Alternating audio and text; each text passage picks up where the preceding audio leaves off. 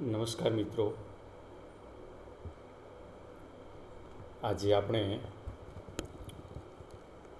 BCom sem 3માં computer application કરીને આપણો વિષય આવે છે.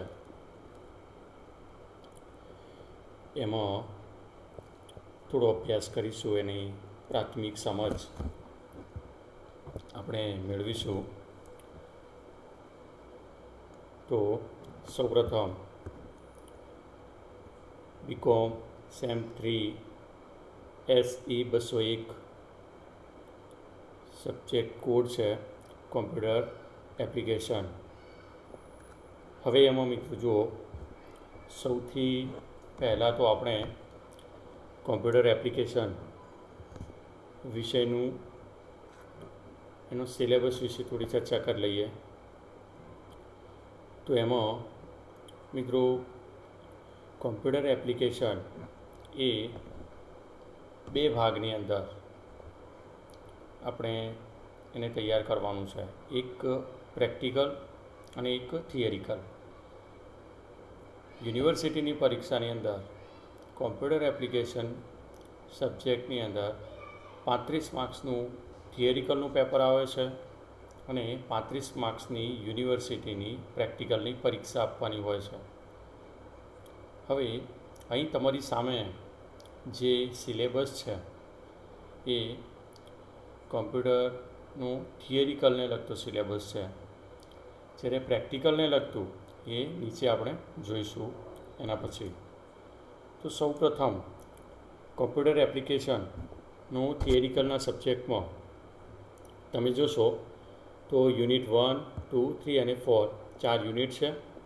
યુનિટ 1ની અંદર તમે જોશો તો મોસ્ટ ઓફલી મિત્રો આપણે એક્સેલ વિશે અભ્યાસ કરવાનો છે.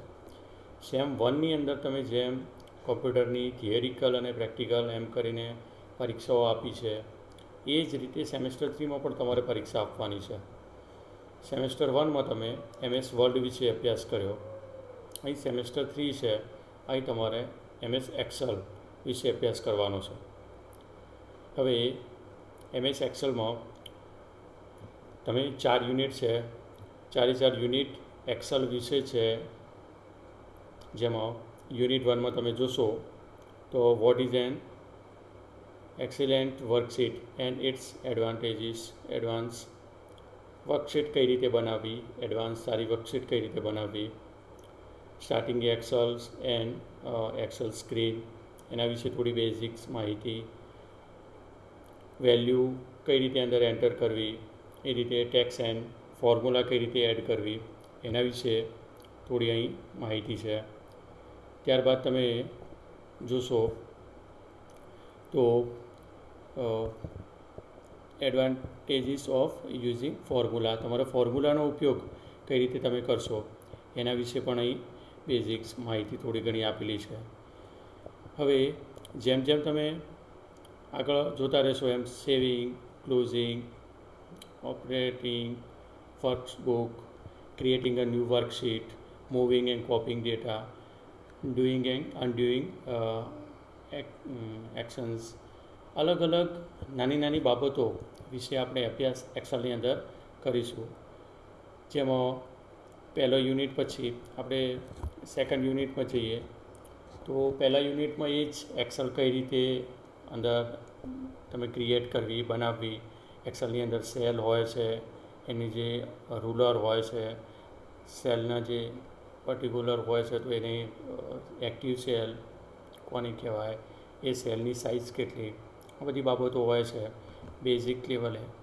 સેકન્ડ યુનિટમાં તમે આવશો તો એમાં પ્રિન્ટિંગ એન્ડ વર્કશીટ, એ કઈ રીતે એક્સેલની શીટને તમારે પ્રિન્ટ કરવી એના વિશે થોડી માહિતી શીખીશું. ત્યારબાદ setting up page and margins, જે પણ એક્સેલની શીટમાં તમે કોઈ પણ કામ કર્યું છે તો એની તમે માર્જિન્સ કઈ રીતે સેટ કરશો કે જેથી તમે એની પ્રિન્ટ કાઢો તો તમારે પ્રિન્ટ નકલમાં કોઈ વસ્તુ કપાય નહીં. એની એક્સેલની અંદર પણ હેડર એન્ડ ફૂટર કઈ રીતે તમે ડ્રાફ્ટિંગ અંદર તમે યુઝ કરશો એ છે. ત્યારબાદ તમે એડવાન્સ પ્રિન્ટ ઓપ્શન્સ છે, આ દરેક બાબતોનો આપણે અભ્યાસ કરીશું. ત્યારબાદ યુનિટ 3 છે, એમાં પણ તમે ક્રિએટિંગ અ ડેટાબેઝ, એક્સેલની અંદર ડેટાબેઝ દ્વારા પણ તમે કામ કરી શકો છો. તો અલગ ડેટાબેઝના ઉપયોગ દ્વારા તમે કઈ રીતે કામ કરી શકો એક્સેલમાં એ વિશે થોડી સમજ મેળવવાની છે. એમાં પણ મેક્સિમાઇઝ ડેટાબેઝ છે, અલગ અલગ ડી મેક્સ છે, ડી એવરેજ છે, ડી કાઉન્ટ છે, ડી મીન છે, ડી સમ છે, ડી વાર કરીને છે. આ બધા જે ફંક્શનો છે આનો ઉપયોગ એડવાન્સ ડેટાબેઝની અંદર તમે કઈ રીતે કરશો એની આપણે બેઝિક્સ માહિતી મેળવવાની છે. અને યુનિટ નંબર 4 છે. યુનિટ 4ની અંદર એક્સેલ ફંક્શન, જેમાં તમે જોશો તો સૌથી મિત્રો શીખવા જેવો ચોથો યુનિટ છે કે જેમાં તમે અલગ અલગ ફંક્શનો શીખવાના છે. આ ફંક્શનો ઘણીવાર તમે જ્યારે પણ કોઈ ડેટાબેઝ કે વર્કશીટ બનાવો છો ત્યારે તમારી નોલેજના અભાવના લીધે કોઈ માણસ એ આખો દિવસ મથે છે ત્યારે જતાં એ આખી એક કોલમ એ તૈયાર કરે છે, અને જેને આવા ફંક્શનનો ઉપયોગ વિશે થોડી બેઝિક માહિતી છે એ જસ્ટ મિનિટમાં કે સેકન્ડમાં એક, જેમ તમે સરવાળો કરો છો ત્યારે તમે જોતા હશો કે 2 ડિજિટ્સનો સરવાળો કરીને ખેંચો એટલે બધાની રકમ આવી જાય છે. એ જ રીતે આ બધા ફંક્શનનો તમે ઉપયોગ કરી અને તમે ડેટ લઈ શકો, તમે નાવ અથવા તો ડે, મંથ, યર, કોઈ સમય હોય તો ટાઈમ એ કલાકો, મિનિમમ મેક્સિમમ સેકન્ડ, આ દરેકે દરેક બાબતો તમે નો ઉપયોગ તમે કરી શકો છો. તો આ બહુ ફંક્શનનો ઉપયોગ પણ આપણે શીખવાનો છે યુનિટ 4ની અંદર. આ રીતે મિત્રો આપણે 1, 2, 3 અને 4 યુનિટની અંદર થિયરિકલના કોમ્પ્યુટરનો પેપરની અંદર આપણે સિલેબસ છે એનો, અને આશા છે તમને થોડી બેઝિક્સ માહિતીમાં ખ્યાલ આવ્યો છે. હવે આપણે પ્રેક્ટિકલનું પણ પેપર 35 માર્ક્સનું છે. આ થિયરિકલની જે ચર્ચા કરીએ 35 માર્ક્સનું થિયરિકલનું પેપર યુનિવર્સિટીની પરીક્ષામાં તમારે પૂછાશે.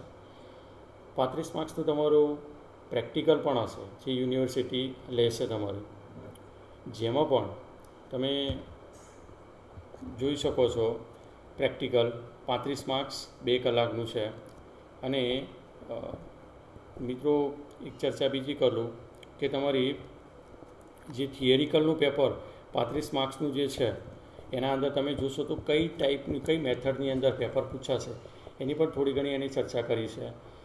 નોર્મલી ફિક્સ નથી મિત્રો, આ જ ફોર્મેટમાં પૂછાય એવું ઘણી વખત. હવે એના પછી નવું થોડું ફોર્મેટ આવ્યું છે કે જેના અંદર MCQ મૂક્યા છે, તો એ ફોર્મેટમાં પણ પૂછી શકાય છે. પણ 35 માર્ક્સનું પેપર હોય છે, 2 કલાકનો સમય હોય છે. આપણે જોઈએ તો મલ્ટિપલ ચોઇસ 7 આઉટ ઓફ 10, 10માંથી તમારા 7 પ્રશ્નો જવાબ લખવાના હોય છે, 7 માર્ક્સ હોય છે.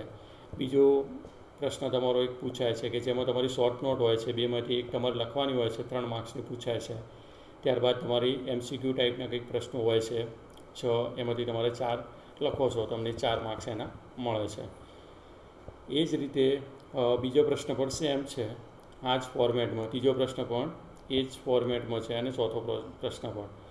આમ તમારા 4 પ્રશ્નો 7 × 5 = 35 એમ કરીને પૂછાતા હોય છે. હવે મિત્રો પ્રશ્ન એવી રીતે 5 પ્રશ્નો થઈને 35 માર્ક્સ તમારા થિયરિકલના થાય છે. હવે આપણે ચર્ચા કરતા હતા પ્રેક્ટિકલની, તો થોડી પ્રેક્ટિકલ વિશે જોઈએ. પ્રેક્ટિકલનું પેપર 35 માર્ક્સનું તમારે હશે, જેમાં 2 કલાકનો સમય હશે. 1 પ્રેક્ટિકલ આઉટ ઓફ 2, કોઈ પણ 2માંથી 1 પ્રેક્ટિકલ લખવાનું છે, અથવા તો 24 માર્ક્સનું અથવા તો 12 માર્ક્સના 2 પ્રેક્ટિકલ લખવાનો હોય છે. હવે પ્રેક્ટિકલ કયા લખવા, કેવા પ્રેક્ટિકલ હોય છે એની ચર્ચા આપણે નીચે કરીશું. પણ હાલ પૂરતું એનો તમે ગુણભાર વિશે આપણે થોડું જોઈ લઈએ. તો 2 પ્રેક્ટિકલ આપણે 12 ગુણના મોસ્ટ ઓફલી લેતા હોઈએ છીએ, જેમાં 24 માર્ક્સ થાય છે. ત્યારબાદ વાયવા 6 માર્ક્સની તમારી વાયવા હોય છે મિત્રો, જેમાં તમને વિષય વસ્તુને લગતા અમુક પ્રશ્નો પૂછવામાં આવે છે, એના તમને 6 માર્ક્સ મળતા હોય છે. ત્યારબાદ એક જનરલ, જે મિત્રો સેમેસ્ટર 1ની અંદર તમે કોમ્પ્યુટરનો એક અલગથી જનરલ બનાવ્યો હતો અને જેમાં તમારા જે પણ પ્રેક્ટિકલો હોય છે એનું તમે લખ્યા છે. એ જ રીતે તમારે સેમેસ્ટર 3માં પણ એક જનરલ બનાવવાનો છે, જેમાં તમારે એ જનરલની અંદર જેટલા પણ પ્રેક્ટિકલો આપણે કરીશું એ પ્રેક્ટિકલો સારા અક્ષરે વ્યવસ્થિત આપણે લખવાના છે. જેમાં જનરલના આપણને 5 માર્ક્સ છે. જે વિદ્યાર્થી જનરલ તૈયાર કરે છે એને જનરલના 5 માર્ક્સ મળતા હોય છે. હવે 24 + 6 + 5 એમ કરીને કુલ 35 માર્ક્સ એને પ્રેક્ટિકલના હોય છે. હવે મિત્રો આપણે જે પ્રેક્ટિકલ છે એ પ્રેક્ટિકલ કઈ રીતના હોય છે કોમ્પ્યુટરના એની વિશે થોડી ઘણી ચર્ચા કરીએ.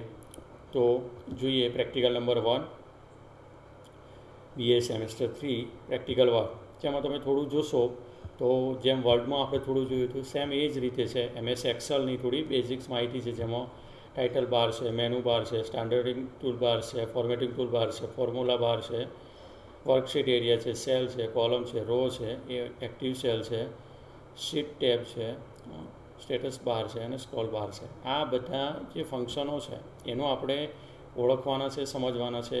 કોને ટાઇટલ બાર કહેવાય, કોને એક્સેલ કહેવાય, રો કહેવાય, એક્ટિવ સેલ કહેવાય.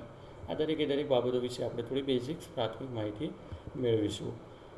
ત્યારબાદ તમે જોશો તો એક ડેટાબેઝ આપણને આપી દીધેલો છે. સામાન્ય આપણે ડેટાબેઝ તૈયાર કરવાનો હોય છે.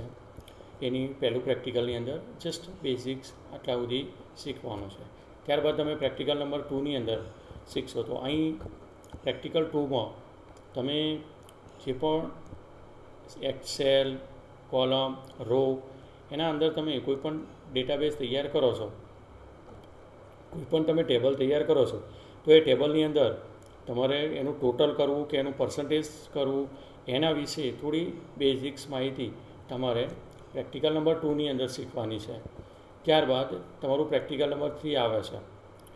પ્રેક્ટિકલ નંબર 3ની અંદર શું છે તો એમાં તમારે કોઈ એક તમે ટેબલ તૈયાર કર્યું છે, એમાં ટેબલ તૈયાર કર્યા પછી તમને લાગે છે કે વચ્ચે એક રો અથવા વચ્ચે એક કોલમ એડ કરવાની રહી ગઈ છે, અથવા તો વચ્ચે અચાનક તમારે એડ કરવાની થાય છે. તો એવા સંજોગોમાં તમે કઈ રીતે કોલમ અથવા રો વચ્ચે એડ કરી શકો છો, અને તમે પ્રાઇઝ અને ક્વોન્ટિટીનો તમે ગુણાકાર કઈ રીતે કરી શકો છો.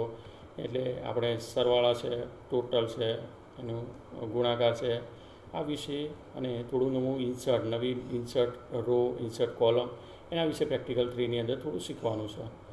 પ્રેક્ટિકલ 4ની અંદર થોડું વિશેષ છે. જેમ તમે પ્રેક્ટિકલ 4માં આવશો તો તમારે ટોટલની સાથે સાથે મિનિમમ વેલ્યુ કઈ રીતે આઉટપુટ થાય, મેક્સિમમ વેલ્યુ કઈ રીતે આઉટપુટ થાય, એવરેજ કઈ રીતે કાઢવાની, જે પણ તમે ટેબલ તૈયાર કર્યું છે એના અંદર એ તમારે શીખવાનું છે. એ સાથે સાથે તમારે માર્જિન્સ, ટોપ માર્જિન્સ, બોટમ માર્જિન્સ એ કેટલી રાખવી, એ સાઇઝ કેટલી રાખવી એ તમારે શીખવાનું છે. ત્યારબાદ પ્રેક્ટિકલ નંબર 5ની અંદર તમે જશો તો જે પણ તમે ટેબલ તૈયાર કરો છો એ ટેબલની ઉપરથી તમે ચાર્ટ કઈ રીતે તૈયાર કરી શકો છો. અલગ અલગ પ્રકારના ચાર્ટ પણ ઓલરેડી એક્સેલની અંદર હોય છે.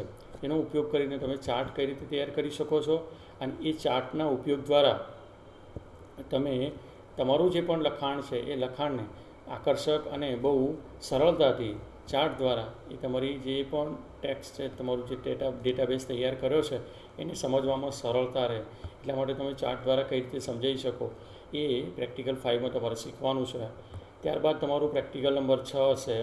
એમાં પણ એ જ તમારે DA છે, HRA છે, ગ્રોથ છે, IT છે, PF છે, આ બધી બાબતો નોર્મલી તમે જોતા હશો મિત્રો કે જે ગવર્મેન્ટ એમ્પ્લોઈઝ હોય છે એમને આ PF કેટલું કપાય છે, આ બધી બાબતો, ગ્રોથ એનો કેટલો છે, નેટ એની પે કેટલી થાય છે, તો એ બધી બાબતો એમાં આવે છે. તો જે તમે અલગ અલગ ફંક્શનો દ્વારા એ શીખવાનું છે આપણે પ્રેક્ટિકલ 6ની અંદર.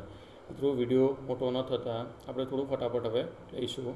ત્યારબાદ પ્રેક્ટિકલ નંબર 7 છે. એ જ રીતે તમે એસાઇન્ડિંગ એન્ડ ડિસાઇડિંગ એટલે કે ચડતા ક્રમ અને ઉતરતા ક્રમમાં કઈ રીતે ગોઠવી શકો, અને એ ડેટાબેઝને એ બધી બાબતો જે પ્રેક્ટિકલ નંબર 7માં છે, અને પ્રેક્ટિકલ નંબર 8માં પણ એ જ રીતે તમે અલગ અલગ ફંક્શનો દ્વારા તમે કોઈ પણ એક દાખલો હોય તો એને કેવી રીતે ગણી શકો એના વિશે થોડી ઘણી સમજૂતી છે. મિત્રો સેમેસ્ટર 3ની અંદર કોમ્પ્યુટર એપ્લિકેશન કરીને જે વિષય આવે છે એની થિયરિકલ અને પ્રેક્ટિકલ એમ કરીને 35 માર્ક્સના 2 ભાગની અંદર તમારે એ સબ્જેક્ટ તૈયાર કરવાનો છે, જેની મેં પ્રાથમિક સમજ તમારી સામે રજૂ કરી છે. મને આશા છે તમને ખ્યાલ આવ્યો હશે કે ફરીથી એના વધારે વિડીયો સાથે આપણે મળીશું. ત્યાં સુધી મને રજા આપશો. Thank you.